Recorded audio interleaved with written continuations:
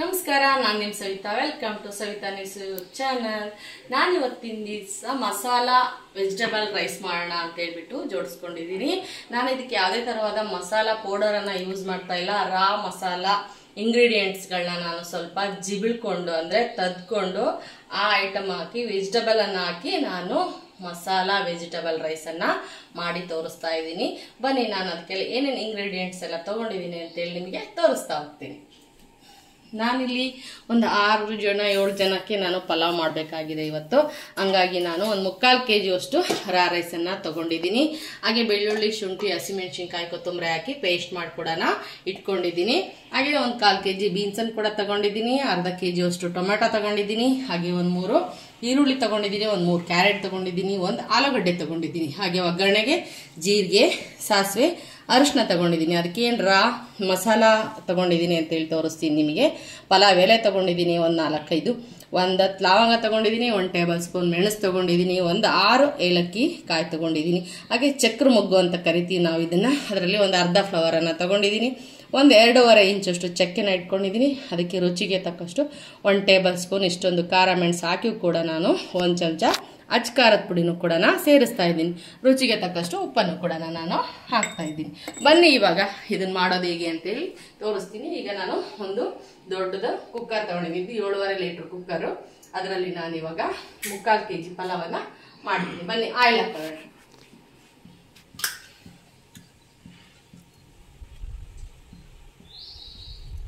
ಪಲ್ಯ ಮಾಡೋ ಸ್ಪೂನಲ್ಲಿ ಒಂದು 2.5 ಸ್ಪೂನಷ್ಟು ಆಯಿಲ್ ಹಾಕ್ಕೊಂಡಿದ್ದೀನಿ. ಹಾಗೆ ಯಾವುದೇ ಪಲಾವ್ ಬಿಸಿಬೇಳೆ ಬಾತ್ ಮಾಡಿದರೆ ನಾನು ತುಪ್ಪನ ಯೂಸ್ ಮಾಡ್ತೀನಿ. ಹಾಗೆಯೇ ಇವಾಗ ನಾನು ಒಂದು 2 ಟೇಬಲ್ ಸ್ಪೂನಷ್ಟು ತುಪ್ಪವನ್ನು ಸೇರಿಸ್ತೀನಿ. ತುಪ್ಪ ಹಾಕಿದರೆ ಸಾಫ್ಟಾಗಿ ಬರುತ್ತೆ ರೈಸ್ ಐಟಮು ಅಂತ ಹೇಳ್ಬಿಟ್ಟು ನಾನು 1-2 ಟೇಬಲ್ ಸ್ಪೂನು ತುಪ್ಪನೂ ಕೂಡ ಸೇರಿಸ್ತಾ ಇದ್ದೀನಿ. ನೋಡಿ, ನಾವು ಈರುಳ್ಳಿ ಯಾವಾಗಾದ್ರೂ ಹೆಚ್ಚಬೇಕಂತಂದ್ರೆ ಈ ತರ ಈ ಭಾಗ ಇರುತ್ತಲ್ಲ, ಈ ಭಾಗನ ನಾವು ತೆಗೆದು ಬಿಡಬೇಕು. ಇಲ್ಲ ಬಾಯಿಗೆ ಸಿಕ್ಕರೆ ಒಂಥರ ಕಹಿ ಅನ್ಸುತ್ತೆ. ಇದು ಈ ತರ ತೆಗೆದ್ರೆ ನಮಗೆ ಕೋಸಂಬರಿ ಅಂದ್ರೆ ತುರಿ ಈರುಳ್ಳಿದು ನೀಟಾಗಿ ಫ್ರೀಯಾಗಿ ಬಿಟ್ಕೊಳ್ಳುತ್ತೆ ಕೂಡ. ಮತ್ತು ಅದು ನಮಗೆ ಬಾಯಿ ಸಿಕ್ಕರೆ ಕಹಿ ಆಗೋದು ಕಮ್ಮಿ ಆಗುತ್ತೆ. ಈ ತರ ಇರುತ್ತೆ. ಇದನ್ನ ತಕ್ಕೊಂಡು ಆದಷ್ಟು ಹೆಚ್ಚೋದಕ್ಕೆ ನಾವು ಅಭ್ಯಾಸ ಮಾಡ್ಕೋಬೇಕು.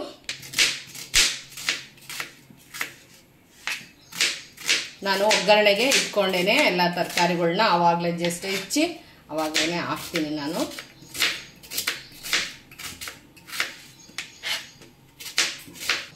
ರಾ ಮಸಾಲ ಎಲ್ಲ ಒಂದ್ಸರಿ ಒಂದೇ ಒಂದು ರೌಂಡು ಬ್ಲೆಂಡರ್ಗೆ ಹಾಕ್ತೀನಿ ನಾನು.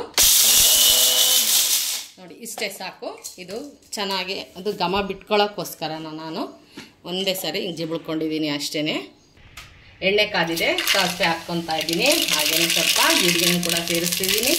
ಪಲಾವ್ ಎಲೆ ಕೂಡ ಹಾಕ್ತಾ ಇದ್ದೀನಿ. ಅದ್ರ ಜೊತೆಗೆ ನಾನು ರಾ ಮಸಾಲಾನು ಕೂಡ ಇದಕ್ಕೆ ಸೇರಿಸ್ತಾ ಇದ್ದೀನಿ. ಇವಾಗ ಇದಕ್ಕೆ ಈರುಳ್ಳಿ ಹಾಕಿ ಡೀಪ್ ಫ್ರೈ ಮಾಡ್ಕೊಳ್ಳಿ. ನೆಕ್ಸ್ಟ್ ಎಲ್ಲ ತರಕಾರಿಗಳನ್ನ ಒಂದೊಂದೇ ಆಗಿ ಹೆಚ್ಚಿ ನಾನು ಇದಕ್ಕೆ ಫ್ರೈಗೆ ಹಾಕ್ತೀನಿ.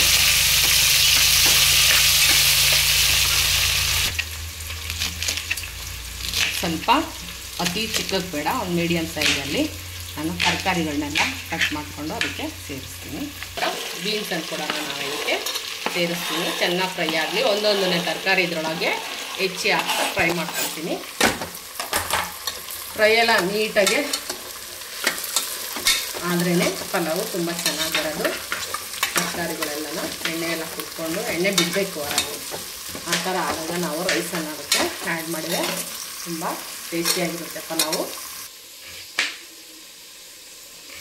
ಇವತ್ತು ನಮ್ಮ ತೋಟಕ್ಕೆ ಹೊಲನ ಹಸನು ಮಾಡೋದಕ್ಕೆ ಟ್ರ್ಯಾಕ್ಟ್ರೆಲ್ಲ ಬರ್ತಾಯಿದೆ. ಹಂಗಾಗಿ ಅವ್ರಿಗೆ ಸ್ವಲ್ಪ ಊಟಕ್ಕೆ ತಗೊಂಡೋಗ್ಬೇಕಾಯಿತು. ನಮ್ಮ ಮನೆಯವರು ನಾನು ಹೋಟ್ಲಲ್ಲಿ ತಗೊಂಡೋಗ್ಲ ಹೇಗೆ ಮಾಡಲಿ ಅಂತಂದರೆ, ಇಲ್ಲ ನಾನು ಪಲಾವ್ ಮಾಡ್ತಾಯಿದ್ದೀನಿ, ಅವ್ರಿಗೂ ಕೂಡ ನಾನು ಸೇರಿಸೇ ನಾನು ಮಾಡಿಕೊಡ್ತೀನಿ ಅಂತೇಳಿ ನಾನು ನಮ್ಮಿಂದ 4 ಜನ 3 ಜನಕ್ಕೆ ಜಾಸ್ತಿನೇ ಪಲಾವ್ ಕೂಡ ಮಾಡ್ತಾಯಿದ್ದೀನಿ. ಹಾಗಾಗಿ ಸ್ವಲ್ಪ ತರಕಾರಿಗಳನ್ನು ಜಾಸ್ತಿನೇ ಯೂಸ್ ಮಾಡಿದ್ದೀನಿ.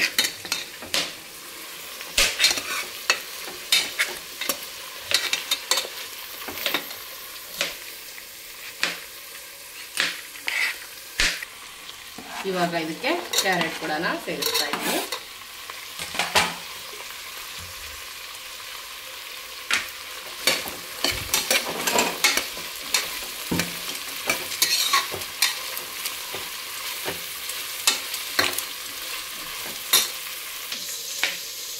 ರುಚಿ ಚೆನ್ನಾಗಿರುತ್ತೆ ಅಂತೇಳಿ ನಾನು ಒಂದೇ ಒಂದು ಆಲೂಗಡ್ಡೆನ ಯೂಸ್ ಮಾಡಿದ್ದೀನಿ. ಅದನ್ನು ಕೂಡ ಸೇರ್ಕೊಂಡು ಬನ್ನಿ.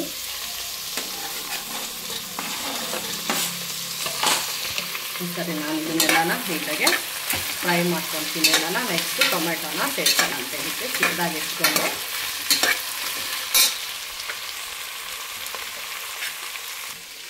ಟೊಮೆಟೊನು ಕೂಡ ಅಷ್ಟೇ ನಾವು ಹೆಚ್ಚಬೇಕಾದ್ರೆ ಈ ಥರ ಇದು ಏನು ತಟ್ಟು ಇರುತ್ತಲ್ಲ ತೊಟ್ಟು ಅದನ್ನು ತೆಗೆದ್ರೇ ತುಂಬ ಚೆನ್ನಾಗಿರುತ್ತೆ. ನಾವು ಬೇಯಕ್ಕೆ ಹಾಕಿದಾಗಲೂ ಕೂಡ ನಾವು ಈ ಥರ ತೆಗೆದ್ರೆ ನಮಗೆ ರ್ಯಾಪರು ನೀಟಾಗಿ ಬಿಟ್ಕೊಳ್ಳುತ್ತೆ. ಅದನ್ನ ಹೊರಗೆ ಎತ್ತಾಕೋಕ್ಕೆ ಸಹಾಯ ಆಗುತ್ತೆ. ಆದಷ್ಟು ರ್ಯಾಪರನ್ನು ತೆಗೆದೇ ನಾವು ಟೊಮೆಟೊ ಯೂಸ್ ಮಾಡಬೇಕು.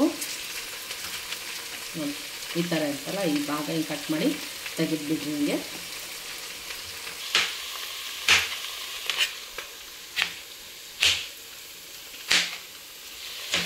ಸ್ಮೆಲ್ ಎಷ್ಟು ಚೆನ್ನಾಗಿದೆ ಗೊತ್ತಾ, ಮಸಾಲ ಸ್ಮೆಲ್.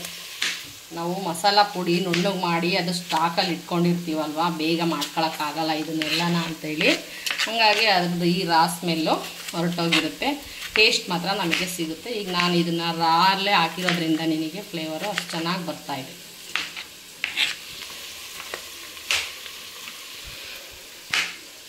ನಾನು ಒಂದು ಅರ್ಧ kg ಅಷ್ಟು ಟೊಮೆಟೊ ತೊಗೊಂಡಿದ್ದೆ. ಅದನ್ನು ಕೂಡ ಇದಕ್ಕೆ ಸೇರಿಸಿ ಡೀಪಾಗೆ ಫ್ರೈ ಮಾಡ್ತೀನಿ. ಟೊಮೆಟೊ ಚೆನ್ನಾಗಿ ಸ್ಮ್ಯಾಶ್ ಆಗಬೇಕು ಅಂದರೆ ಏನು ಮಾಡಬೇಕು, ಇದಕ್ಕೆ ನಾವು ಅರಿಶಿನ ಹಾಕಬೇಕು, ಉಪ್ಪು ಹಾಕಬೇಕು. ಇವಾಗ ನಾವು ಇದಕ್ಕೆ ಅರಿಶಿನ ಹಾಕೋಣ. 1 ಟೇಬಲ್ ಸ್ಪೂನ್ ಅಷ್ಟು ಹಾಕಬೇಕು ಅರಿಶಿನ. ಹಾಗೆಯೇ ರುಚಿಗೆ ತಕ್ಕಷ್ಟು ಉಪ್ಪನ್ನು ಸೇರಿಸ್ಬೇಕು.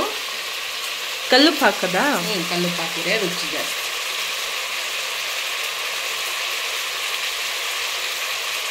ರುಚಿಗೆ ಎಷ್ಟು ಬೇಕೋ ಅಷ್ಟು ಹಾಕ್ಕೊಳ್ರಿ.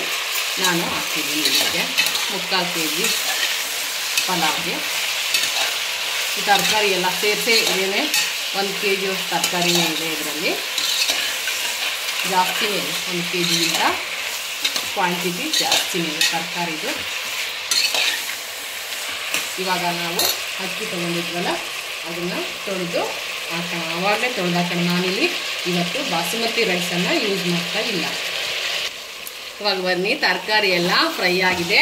ಇವಾಗ ನಾನಿವತ್ತು ಇಲ್ಲಿ ರಾ ರೈಸ್ ಇದನ್ನು ಬಾಸುಮತಿ ರೈಸನ್ನು ಯೂಸ್ ಮಾಡ್ತಾ ಇಲ್ಲ, ಬರೀ ರಾ ರೈಸಲ್ಲೇ ಪಲಾವ್ನ ಮಾಡ್ತಾ ಇದ್ದೀನಿ. ಹಾಗಾಗಿ ಆವಾಗಲೇ ತೊಳ್ಕೊಂಡು ಆವಾಗಲೇ ಹಾಕ್ತಾ ಇದ್ದೀನಿ ನಾನು ಈ ರಾ ರೈಸನ್ನು. ನೆನೆ ಇಟ್ಟರೆ ಅಂದರೆ ಗಜಿ ಬಿಜಿ ಆಗುತ್ತೆ ಅನ್ನ, ಅಂದರೆ ಗಂಜಿ ಬಿಟ್ಕೊಂಡ್ರೆ ಚೆನ್ನಾಗಿರಲ್ಲ ಅಂತೇಳಿ ಆವಾಗಲೇ ತೊಳೆದು ಹಾಕೋಬೇಕು ರಾ ರೈಸನ್ನು, ನೆನೆ ಇಡಬಾರ್ದು. ಇದನ್ನು ಒಂದು ಸ್ವಲ್ಪ ನಾನು ಡೀಪಿಗೆ ಫ್ರೈ ಮಾಡ್ಕೊಳ್ತೀನಿ. ಇವಾಗ ಬನ್ನಿ, ರೈಸ್ ಹಾಕಿದ್ದೀನಿ. ಇನ್ನೊಂದು ಸರ್ತಿ ನಾನೆಲ್ಲನ ಫ್ರೈಯನ್ನು ಮಾಡೋಣ. ಇದರಲ್ಲಿರೋ ನೀರಾಂಶ ಹೋಗೋ ತನಕ ನಾವು ಫ್ರೈ ಮಾಡಿ ಆಮೇಲೆ ನಾನು ಬೆಳ್ಳುಳ್ಳಿ, ಶುಂಠಿ, ಮೆಣಸಿನ್ಕಾಯಿ ಮತ್ತು ಅಚ್ಕಾರದ ಪುಡಿ ರುಚಿಗೆ ತಕ್ಕಷ್ಟು ಇದು ಫ್ರೈ ಆದ ನಂತರನ ಸೇರಿಸಿ ಇನ್ನೊಂದು ಸರಿ ಫ್ರೈ ಮಾಡಿ ನಾನು ನೀರನ್ನು ಸೇರಿಸ್ತೀನಿ. ಇದು ಸ್ವಲ್ಪ ನೀರೆಲ್ಲ ಅಕ್ಕಿ ಒಳಗೆ ನೀರಿತ್ತಲ್ಲ ಅದೆಲ್ಲ ಸ್ವಲ್ಪ ಹಿಂಕೊಳ್ಳಿ.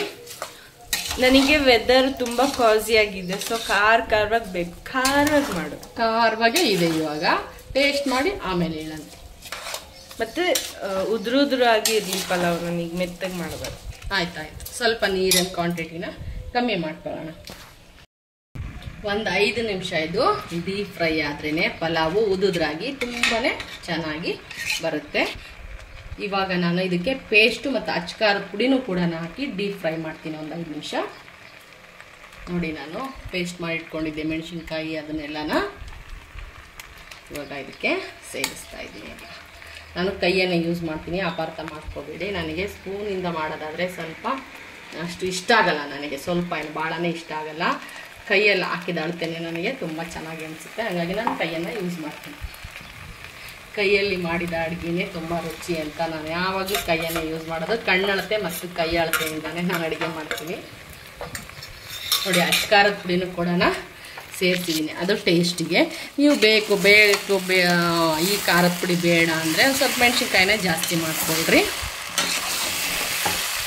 ಇದು ಹಾಕಿದ್ರೇ ತುಂಬ ಚೆನ್ನಾಗಿರುತ್ತೆ. ಸ್ವಲ್ಪ ಪುಡಿ ಖಾರದ ಪುಡಿನ ಅಂತೇಳಿ ನಾನು ಖಾರದ ಪುಡಿನ ಯೂಸ್ ಮಾಡ್ತೀನಿ. ಸ್ವಲ್ಪ ಡೀಪಾಗಿ ಅಂದರೆ ತಳ ಕಚ್ಚಬೇಕು ಅಕ್ಕಿ ಎಲ್ಲ, ಆ ಥರ ಫ್ರೈ ಆಗಬೇಕು. ನೀರೆಲ್ಲ ಇಟ್ಕೊಂಡು ಆವಾಗ ನಾವು ಇದಕ್ಕೆ ನೀರನ್ನು ಸೇರಿಸ್ಬೇಕು. ಇನ್ನೊಂದು 2 ನಿಮಿಷ ಸಾಕು ಫ್ರೈ ಆದರೆ. ನೋಡಿ ಆತ ಹಿಡಿತಾ ಇದೆ, ಚೆನ್ನಾಗಿ ಬರ್ತಿದೆ. Ginger garlic paste, wow super. ನೋಡಿ ಹಿಡಿತಾ ಇದೆ ನೋಡಿ. ಇವಾಗ ಈ ಥರ ಅಕ್ಕಿ ತಾಳಕ್ಕೆ ಹಿಡಿದಾಗ ನಮಗೆ ನೀರಿನಂಶ ಹೋಗಿದೆ ಅಂತೇಳಿ ಗೊತ್ತಾಗುತ್ತೆ. ಆವಾಗ ನಾವು ಇದಕ್ಕೆ ಎಷ್ಟು ಅಳತೆ ಬೇಕೋ ಅಷ್ಟು ನಾವು ನೀರನ್ನು ಸೇರಿಸೋಣ. ಇವಾಗ ಇದು ಡೀಪಾಗಿ ಫ್ರೈ ಆಗಿದೆ. ಇವಾಗ ಇದಕ್ಕೆ ನೀರನ್ನು ಅಳತೆ ಹಾಕೋಣ. ನಾನಿಲ್ಲಿ ರೈಸ್ ತಗೊಂಡಿರೋದ್ರಿಂದ ಕೆಲವೊಂದು ಅಕ್ಕಿಗಳು ಜಾಸ್ತಿ ನೀರು ಹಿಡಿಯುತ್ತೆ, ಕೆಲವೊಂದು ಅಕ್ಕಿ ಸ್ವಲ್ಪನೇ ನೀರು ಹಿಡಿಯುತ್ತೆ. ನಾವು ಅನ್ನ ಮಾಡೋ ಅಭ್ಯಾಸ ಗೊತ್ತಿರುತ್ತಲ್ಲ, ನಾವು ಆ ಅಳತೆ ಮೇಲೆ ನಾವು ನೀರನ್ನು ಸೇರಿಸೋಣ. ಈ ಸರಿ ನಾವು ತಂದಿರೋ ಅಕ್ಕಿ ಜಾಸ್ತಿ ನೀರನ್ನು ಹಿಡಿತಾ ಇಲ್ಲ, ಭಾಳ ನೀರು ಹಾಕಿದರೆ ಗಿಂಜಲಾಗುತ್ತೆ ಅನ್ನ. ಹಂಗಾಗಿ ಸ್ವಲ್ಪ ನೀರನ್ನು ಕಮ್ಮಿನೇ ಹಾಕಬೇಕು. 1 ಲೋಟ ಅಕ್ಕಿಗೆ 2 ಲೋಟ ಹಾಕಬೇಕು ಅಂತ ಇದೆ, ಆದರೆ ನಾನಿಲ್ಲಿ 1/4 ಲೋಟ ಅಷ್ಟೇ ಯೂಸ್ ಮಾಡ್ತಾಯಿದ್ದೀನಿ. ಸ್ವಲ್ಪ ಉದುರಾಗಿ ಮಾಡೋದ್ರಿಂದ ನಾನು 1 ಲೋಟಕ್ಕೆ 1/4 ಲೋಟ ನೀರಂತೆ ನಾನು ಹಾಕ್ತಾಯಿದ್ದೀನಿ. ನಾನು ಈಗ ನೀರು ಹಾಕ್ತಾ ಇರೋ ಲೋಟದಲ್ಲಿ ಅಂದರೆ ಇಷ್ಟಾರಕ್ಕೆ ನಾನು 4 ಲೋಟ ಅಕ್ಕಿ ತೊಗೊಂಡಿದ್ದೀನಿ, ಅಂದರೆ 3/4 kg ಅಕ್ಕಿನ ತೊಗೊಂಡಿದ್ದೀನಿ. ಹಂಗಾಗಿ ನಾನು ಇದಕ್ಕೆ 1/4 ಲೋಟದಂತೆ ಲೆಕ್ಕ ಮಾಡಿ ಹಾಕ್ತೀನಿ. 3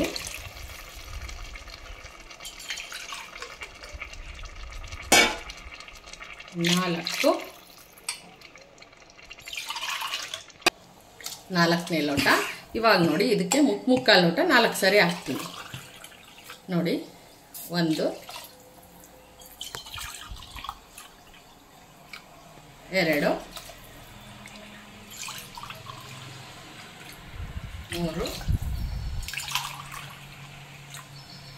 4 ಇಷ್ಟು ಹಾಕ್ಬಿಟ್ಟು ನಾನು ಒಂದು ಸರ್ತಿ ಎಲ್ಲನ ಮಿಕ್ಸ್ ಮಾಡಿ, ಸ್ವಲ್ಪ ಉಪ್ಪು ಬೇಕು ನಿಮಗೆ ಅನ್ನೋ ಹಾಗಿದ್ರೆ ಈ ಸ್ವಲ್ಪ ಈ ರಸವನ್ನು ತಗೊಂಡು ಎಲ್ಲ ಮಿಕ್ಸ್ ಮಾಡ್ತೀವಲ್ವ, ಈ ಥರ ಒಂದು ಸ್ವಲ್ಪ ತಗೊಂಡು ನೋಡ್ಬೇಕು ಟೇಸ್ಟು.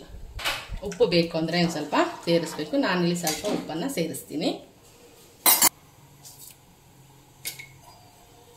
ಇವಾಗ ಇದಕ್ಕೆ ನಾನು ಲಿಡ್ಡನ್ನು ಕ್ಲೋಸ್ ಮಾಡ್ತೀನಿ.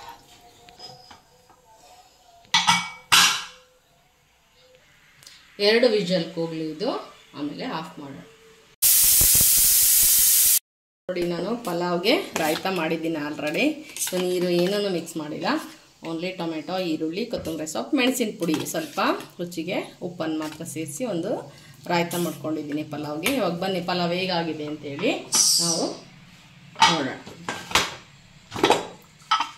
ಈ ಥರ ಆಗಿದೆ ನೋಡಿ. ನಾನು ಇದನ್ನೆಲ್ಲ ಒಂದು ಬೇಸನ್ ಅಂತೀವಿ ನಾವು, ಒಂದು ದೊಡ್ಡದಾಗಿರೋ ಅಂಥ ಕಡಾಯಿಗೆ ತಗೊಂಡು ನಾವು ಇವಾಗ ಮಿಕ್ಸ್ ಮಾಡೋಣ ಇದನ್ನು. ನಾನು ಈ ಥರ ಒಂದು ಅಗಲವಾದ ಬೇಸನ್ನನ್ನು, ನಾವು ಇದಕ್ಕೆ ಬೇಸನ್ ಅಂತೀವಿ, ಬೇಸನ್ ತೊಗೊಂಡಿದ್ದೀನಿ. ನಾನಿವತ್ತು ತೋಟಕ್ಕೆ ಕಳಿಸೋದ್ರಿಂದ ತಿಂಡಿನ ಸ್ವಲ್ಪ ಜಾಸ್ತಿನೇ ಮಾಡಿದ್ದೀನಿ, ಹಾಗಾಗಿ ಇದರಲ್ಲೇ ಸ್ಪ್ರೆಡ್ ಮಾಡೋಕ್ಕಾಗೋದಿಲ್ಲ, ಚೆಲ್ಲತ್ತೆ. ಹಾಗಾಗಿ ನಾನು ಒಂದ್ಸರಿ ಇದ್ರೊಳಗೆ ಹಾಕ್ಕೊಂಡು ಎಲ್ಲ ಮಿಕ್ಸ್ ಮಾಡ್ತೀನಿ.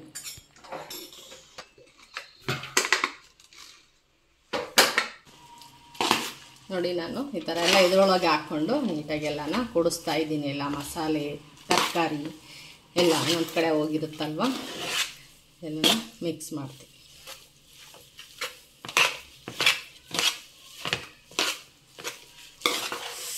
ಸುವಾಸನೆಯಿಂದ ಕೂಡಿದೆ ಅಂದರೆ ತುಂಬ ಪರಿಮಳ ಚೆನ್ನಾಗಿದೆ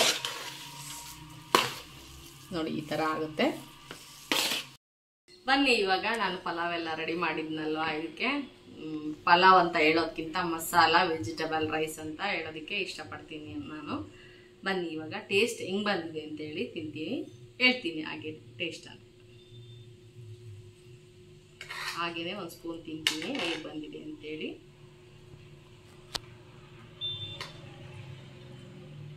ತುಂಬ ಟೇಸ್ಟಿಯಾಗಿದೆ, ಅದು ಹೇಳೋಕ್ಕಾಗಲ್ಲ. ನಿಮಗೆ ಏನನ್ಸುತ್ತಾ ಗೊತ್ತಿಲ್ಲ, ಆ ಮಸಾಲೆ ಎಲ್ಲನ ಬಾಯಿಗೆ ಹಾಗೇನೆ ಸಿಗುತ್ತೆ. ನಾವು ಪೌಡ್ರ್ ಮಾಡಿ ಇಟ್ಕೊತೀವಲ್ವ, ಅದರಲ್ಲಿ ರುಚಿ ಸಿಗುತ್ತೆ ನಮಗೆ. ಇದರಲ್ಲಿ ಸ್ಮೆಲ್ಲು ಮತ್ತು ರುಚಿ ಎರಡೂ ಕೂಡ ಬೆರೆತು ತುಂಬ ಚೆನ್ನಾಗಿರುತ್ತೆ. ತಿನ್ನೋದಕ್ಕೆ ಮಾತ್ರ ಬರೀ ಇದನ್ನೇ ತಿನ್ಬೇಕು ಅನಿಸುತ್ತೆ. ರಾಯ್ತ ಆಮೇಲೆ ನೋಡ್ತೀನಿ, ಇನ್ನೊಂದ್ಸರಿ ಟೇಸ್ಟ್ ಮಾಡ್ತೀನಿ.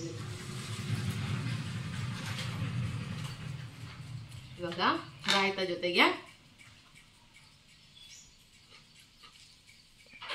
ಇದು ಕೂಡ ತುಂಬ ಸಖತ್ತಾಗಿ ಬಂದಿದೆ, ತುಂಬ ಚೆನ್ನಾಗಿದೆ. ಮಾಡ್ಕೊಳ್ಳಿ ಇದೇ ಸ್ಟೈಲಲ್ಲಿ, ತುಂಬಾನೇ ಚೆನ್ನಾಗಿರುತ್ತೆ. ಹಾಗೆಯೇ ನನ್ನೆಲ್ಲ ವಿಡಿಯೋಗಳು ಮೊದಲೇ ಯಾರು ನೋಡ್ತಾ ಇದ್ದೀರಾ ಅವರೆಲ್ಲನೂ ಕೂಡ ಸಬ್ಸ್ಕ್ರೈಬ್ ಮಾಡ್ಕೊಳ್ಳಿ. ಹಾಗೆ ಲೈಕ್ ಮಾಡಿ, ಶೇರ್ ಮಾಡಿ, ಇಷ್ಟ ಆದರೆ ಕಮೆಂಟ್ ಮಾಡಿ ಅಂತ ಹೇಳ್ತಾ ನೆಕ್ಸ್ಟ್ ವಿಡಿಯೋದಲ್ಲಿ ನಾನು